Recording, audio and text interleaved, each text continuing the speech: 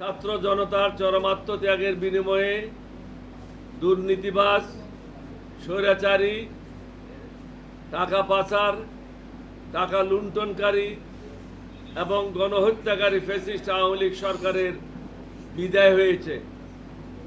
এই অসীম আত্মত্যাগকে আমরা ব্যর্থ হতে দিতে পারি না।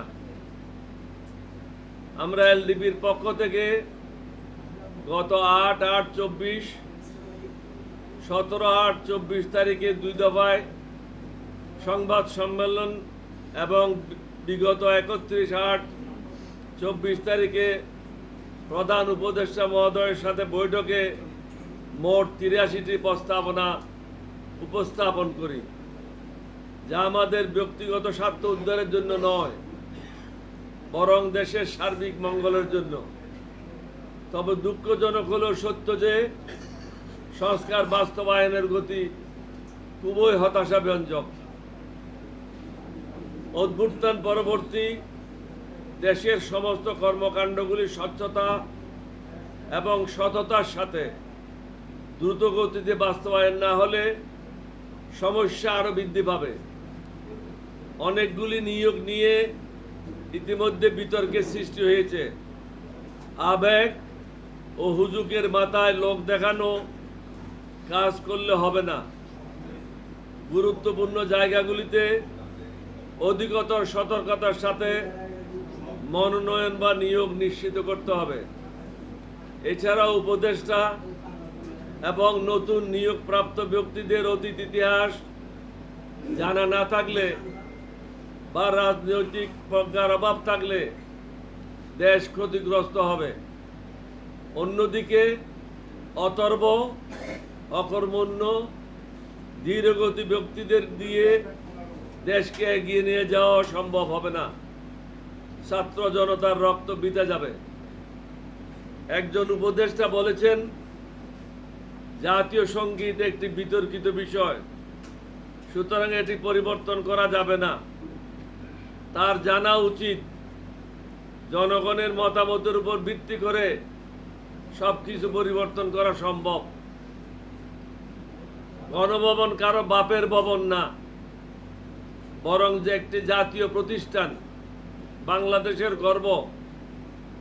মিউজিয়াম করা অবশ্যই প্রয়োজন, তবে প্রশ্ন হলো গণভবনে কেন, অন্য জায়গায় নয় কেন? জাতীয় প্রতিষ্ঠান পরিবর্তন করার আইনগত ভিত্তি এখন কোথা থেকে পেলেন?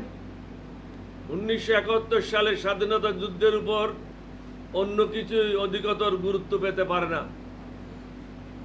আন্দোলনকারী আমাদের ছেলে মেয়েদের বা জনতার সরলতাকে পুঁজি করে কোনো অন্যায় পদক্ষেপ নেওয়াও ঠিক হবে না।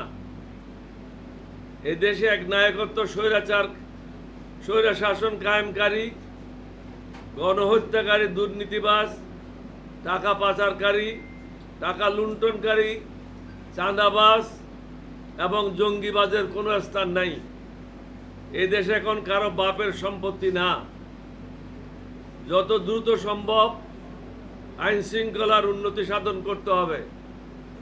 আমরা জানি বর্তমান প্রেক্ষাপটে এটা খুবই কঠিন কাজ, তবে পুলিশ প্রশাসনকে দ্রুত কার্যকর করতে হবে। তা না হলে গণহত্যাকারীরা মাথাচাড়া দিয়ে উঠতে পারে।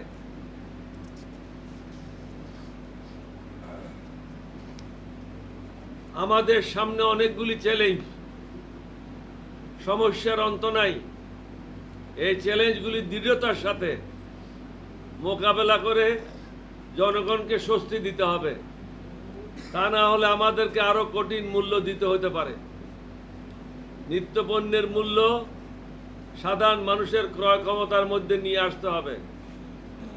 অসংখ্য আহত ছাত্র জনতা হাসপাতালের বেডে কাতরাচ্ছে। এরই মধ্যে বন্যায় কয়েকটি জেলা ব্যাপকভাবে ক্ষতিগ্রস্ত হয়েছে। এছাড়াও বারবার মাটির দেশ হিসেবে আমরা ওজনের দেশের বৈরিতার শিকার হচ্ছি।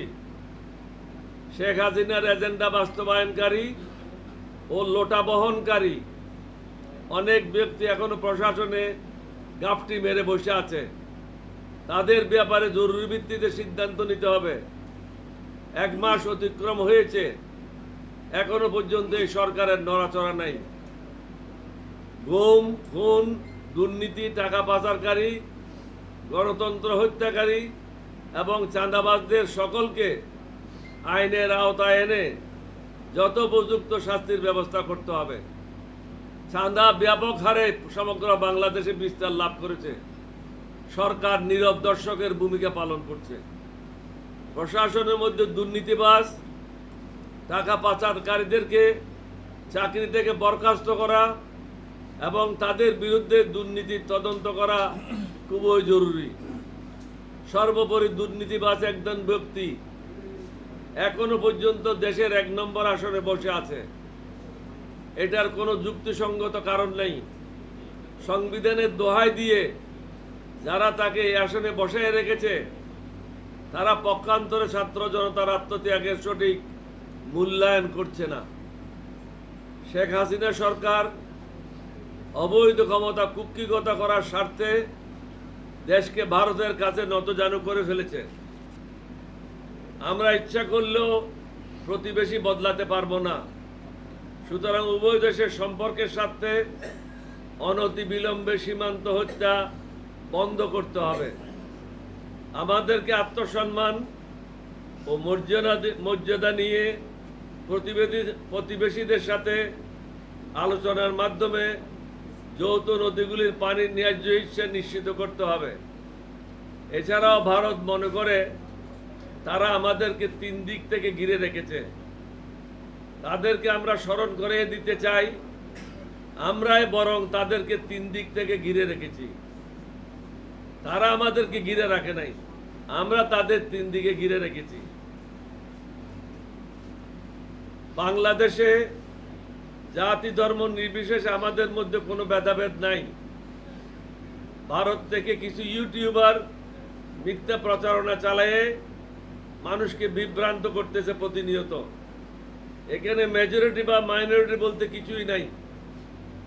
সকলে বাংলাদেশের নাগরিক এবং সকলের সমান অধিকার। আমাদেরকে ঐক্যবদ্ধভাবে এগিয়ে যেতে হবে। আমাদেরকে সততা, ন্যায় এবং নিষ্ঠার সাথে প্রত্যেককে নিজ নিজ দায়িত্ব পালন করতে হবে। আল্লাহর উপর ভরসা করতে হবে, ঈমান মজবুত করতে হবে। আমরা অন্য কোনো দেশের ক্ষতি কামনা করি না। অনুরূপভাবে আমরা চাই কেউ যেন আমাদের দেশের ব্যাপারে নাক না গলায়, বরং আমরা সকলের সাথে সুসম্পর্ক বজায় রেখে আমাদের দেশকে এগিয়ে নিয়ে যেতে চাই। আমার দৃঢ় বিশ্বাস মহান আল্লাহ রব্বুল আলামিন আমাদের সহায় হবেন। আপনাদের সবাইকে ধন্যবাদ। বাংলাদেশ জিন্দাবাদ, এলডিবি জিন্দাবাদ। আসসালামু আলাইকুম ওয়া রাহমাতুল্লাহি ওয়া বারাকাতুহু।